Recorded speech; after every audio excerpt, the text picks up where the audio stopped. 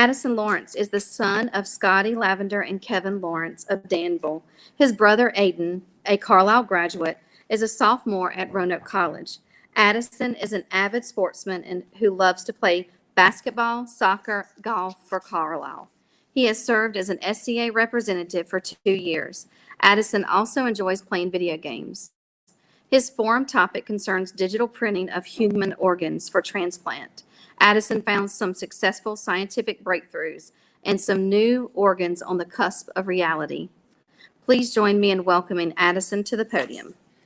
Luke Masala had never lived a normal life. He was born with spina bifida, which made his bladder fail and didn't let his spine form correctly. Both of these issues led his kidneys to fail. Because he was born with spina bifida, he was forced to undergo numerous surgeries as a young child. Doctors thought he would have to be on dialysis for the rest of his life. Then, in 2001, Dr. Anthony Atala, who had been testing 3D printed bladders, took some of Luke's cells and put them into the printer. Over the next 2 months, he was able to create a new bladder, which was then transplanted into Luke's body. Now, a decade later, he's doing fine and able to live a normal life. Currently, there are more than 109,000 people on the United States transplant list, waiting for lungs, kidneys, eyes, and hearts. Every day, 21 people die while waiting for organs. If scientists could only make artificial organs, many lives will be saved. Some scientists, called biomedical engineers, are attempting to do just this by using 3D printers in a process called biological printing. 3D printing has been used in the medical field for a long time, making custom prostheses in addition to hearing aid shells and many other medical devices. 3D printing has been around for more than 36 years. The first 3D printers were made in 1984 by Chuck Hull, an engineer who worked for a small business that made coatings for tables. The ink used in the machine was an acrylic liquid that turned hard when exposed to ultraviolet light. Hull's 3D printer was used to make prototypes of airplanes and car parts. The prototypes were tested, then the parts were manufactured using the original material. Just as 3D printers lay down layers of ink to make an object, bioprinters extrude living cells that these scientists grow to produce tissue and organs. They use the files that the printer can read and often base these files on CT or MRI scans. They then prepare the cells and mix it with their bioink. This ink can be made of only cells, but there's often another carrier material.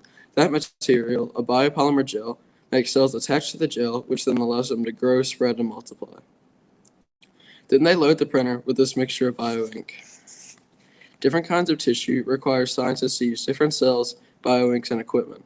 The only way to currently get an organ is via transplant. Bioprinting could change that.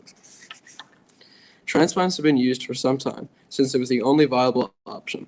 The first transplant happened in 1954 when doctors successfully transplanted a kidney from one twin to another.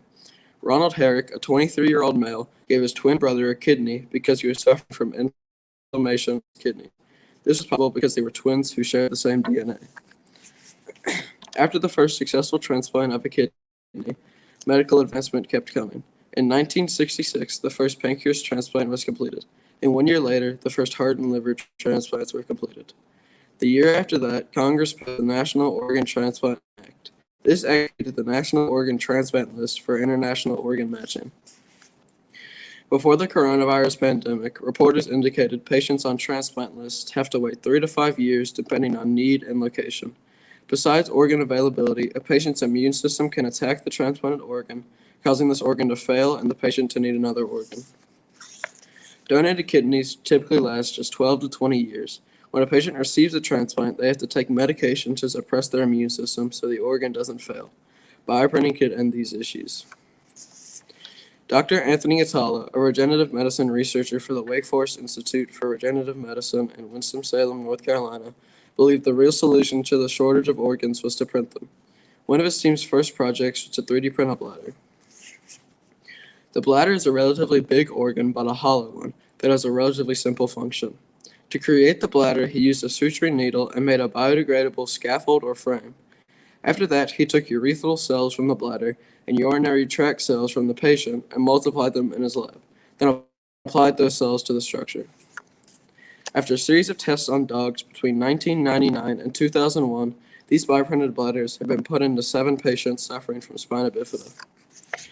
After 7 years that these bioprinted bladders have been in these patients, Dr. Atala reported that the patients that had received the transplants were doing great. This was the first time that lab-grown organs had ever been transplanted into patients. While researchers have had success bioprinting bladders, the heart is much more complex. Doris Taylor, director of the Regenerative Medicine Research Program at the Texas Heart Institute, is experimenting with decellularized pig hearts. These organs have been stripped of muscles and all other cells in a chemical bath. Doing this leaves only the underlying collagen matrix. These organs are described as pale and ghostly. Dr. Taylor hopes one day to use these pig organs and populated cells with human cells to transplant into humans. The closest they have got to this is injecting cow cells into the organ and implanting it into the cow. The organ successfully beat and pumped alongside the cow's original heart. Taylor said this approach is one challenge, finding ways to print the very fine vascularity of the organs. Scientists hope that one day printing organs will eliminate the need for human donors. They will continue to experiment to reach the goal of printing organs on demand. Good job, Addison. Good topic. You had a topic that's a game changer, the printing of body parts. But along with that, there's an ethical question as well.